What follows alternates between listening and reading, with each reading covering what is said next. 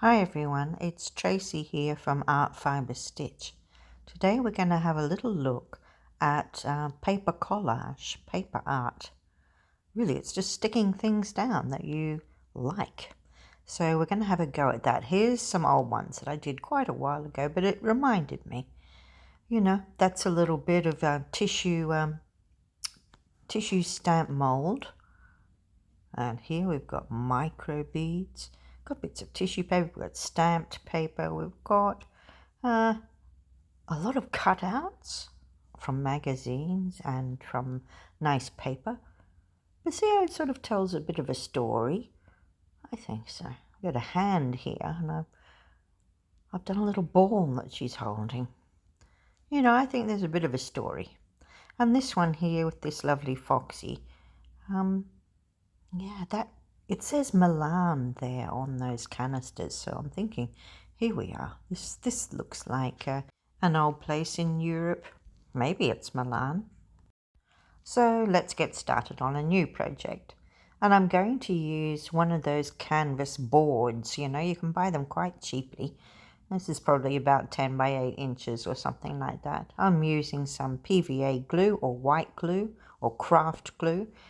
It's normally white, and you add a little bit of water to it. I've got a water container, and that I'm just going to add a little bit of it to start, a watery lot, a watered down glue. And this paper that's going on is Kozo paper, which has its own beauty. There's gold flecks in it. This one here has got bits of banana leaf in it. They are so lovely, these papers. They just look beautiful as a background. So that's what I'm doing. And you can see that I'm using the watered down PVA. Will I put it on top? Will I put it underneath? Well, it's not dry yet. I can move it around. And that's what I'll do. But it makes a nice quick background. And you know, isn't it hard to start a picture when you have a big blank expanse? It's easier to add things, I think. So that's what I'm doing at the moment, is popping in a background, and this here is yellow gift wrap tissue paper. Gift wrap paper, very light. So I've crinkled it up so that it's got some nice sort of crinkly layering in there, texture. And yeah, I'm putting the watery glue underneath and then again on top to make sure it's really down. I'm going to do the same here with some black tissue paper. I'm going to pop it on this side. I'm going to trim that back later, that's not a worry. And here I've got some gold tissue paper. We'll see what happens. I'm just going to tear some of that and just use a bit, I think. Just as a little bit of a highlight maybe, who knows. You can see I had mainly a black and white and grey kind of theme, and I thought, oh, a pop of colour is nice. And I went this really rich yellow. But, you know, the gold goes in as well. So we'll trim some of this excess off so that we know where we are. We can picture it a little better. What I'm looking at now is some paper that I've had for maybe 15 years. Anyway, it's a poster. It had lovely pictures of butterflies on it, but they've become all wrinkled and yuck. So I thought, well, maybe we can still use them. I do like to use all kinds of bits. I'm just filling in the background here. I've cut one of these out and I'll use a much stronger glue to hold it down. Not so watered down this time.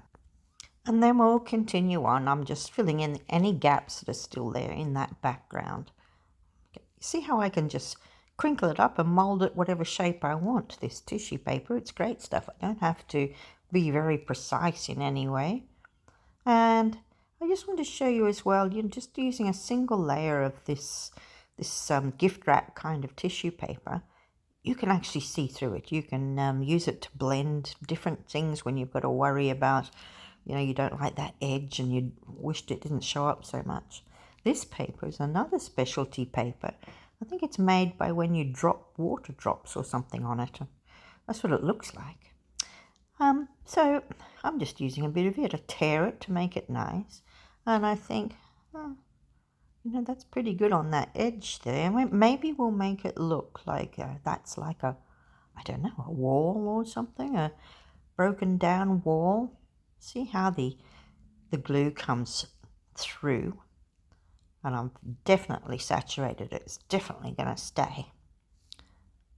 Right, well, I'm going to go again for a butterfly. This one is missing the bottom, but I don't really care. I'm just going to cut it out and see what we can do. I might just line it up with the edge of this black here, or just underneath it. You know, it almost looks like a flower. It could be whatever you want. It doesn't need to be a butterfly.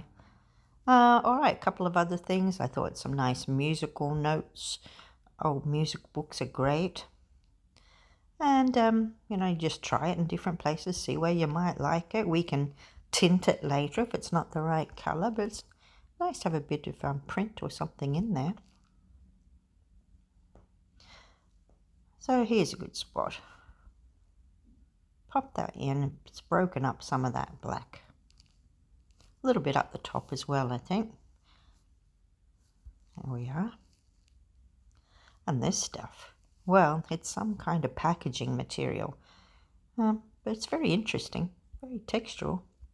So I kept some, and I thought, well, I'll just use you. So here it is here. Where am I going to put it? It would need a lot more gluing than the other things, I would think. Plenty of glue on that one. Because it's three-dimensional, it doesn't stick as well. But I like it there with the black just showing in the gaps.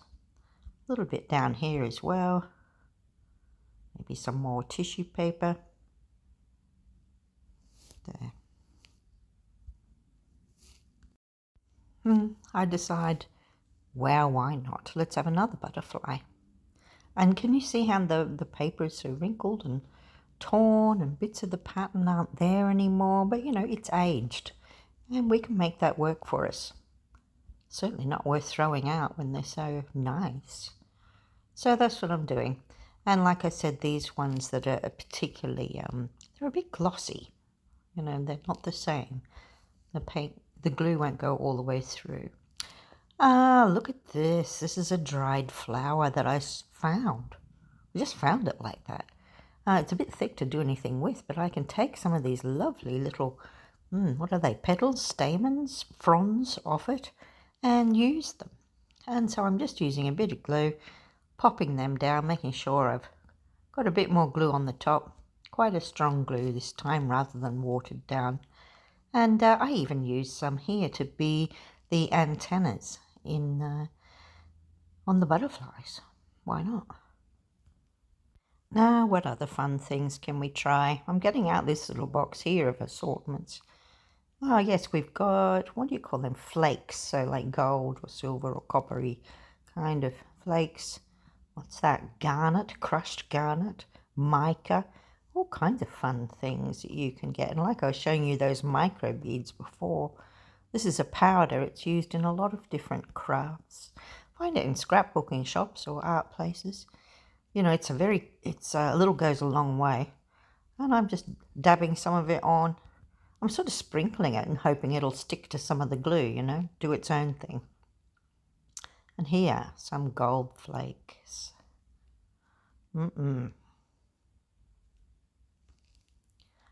really pick up the light. Now, yes, well, some of the areas I think need a little touch of paint. And whilst it's still wet, I may as well have a go. See how I'm going to try and use a little bit of that ochre or the rusty colour and just age that up a little bit, that musical note paper, because it's just a little bit too, I don't know, I didn't like the edge of it. I didn't like the way it looks too strong. And then I start adding colour everywhere, a little bit of orange here. That'll go into those cracks, you know, on that butterfly so that they're not white anymore. And then I just used a rag to blot off any excess. Looked all right. And here, doing a little bit more colouring.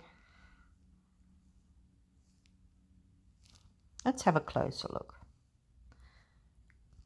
You see that it's wet, but that's okay. It's allowed things to stick down. We've got texture, we've got colour, we've got a good background, really. Different things, and it's by no means the end. You can do what you want. But I think now we'll have a look at some of these details. Look at those background papers, aren't they just beautiful? But what I do now is that I will cover it for a little while with some plastic and then a board on top and a book on top of that and something heavy on top of that even. I'll just grab my old iron and let it dry. When it come back, here it is. Now, one thing I want to introduce you to is this paintbrush of mine, and it's a travelling one, and it's got a little container at the back that has water in it and a little brush nib on the top, and you can travel with just a little watercolour box and away you go.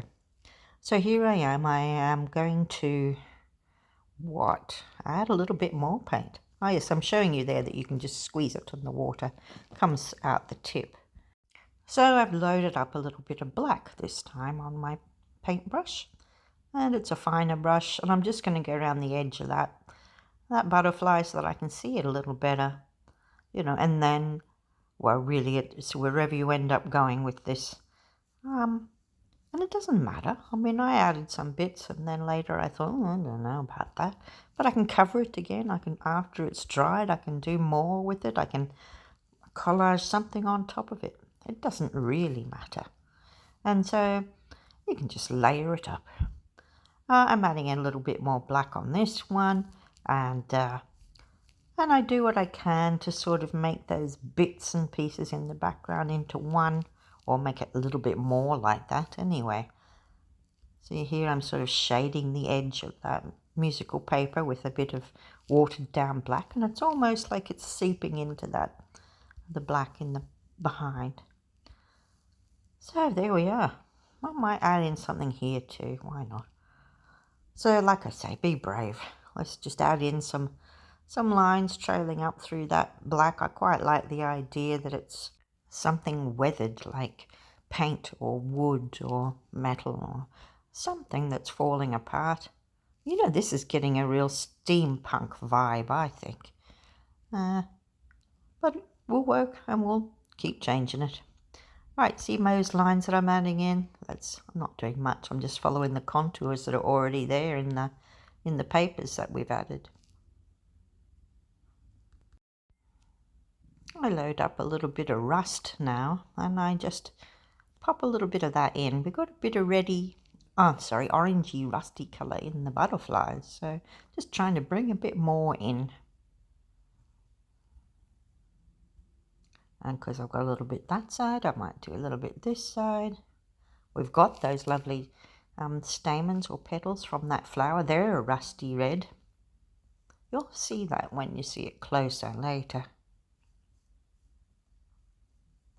I'm doing some white spots here, as if that butterfly is flying out from the black rather than under it. I don't know how that will work. It doesn't really matter. Have a go. You know, once I'd finished with all that, I grabbed some more pieces out. I found some cogs from, you can buy them already cut out. They're paper. I cut out a few more butterflies. I think I'll use it to cover up one of the bits that I don't like. Here, now, if you have a punch, sometimes you punch out something from nice paper, but I really like the bits that are left. And like I say, I don't think that's wrong to add in something like that. It does look very industrial, doesn't it? Very something broken down, an old factory, and the butterflies are reclaiming it. That's what I'm thinking it's like. So it's fun, and it uses up loads and bits and pieces, and you are able to just flow with it. Don't have an idea and just see where you might like to add things. So much fun. I hope you've enjoyed watching and that you have a go yourself at making some art. Paper, collage, cutting bits out of magazines, just collecting bits and pieces of interesting stuff that could otherwise be thrown away. Why not? Put it all together, make something beautiful. Well, I hope you've enjoyed it, and I thank you for watching. If you do like it, don't forget to press like and subscribe.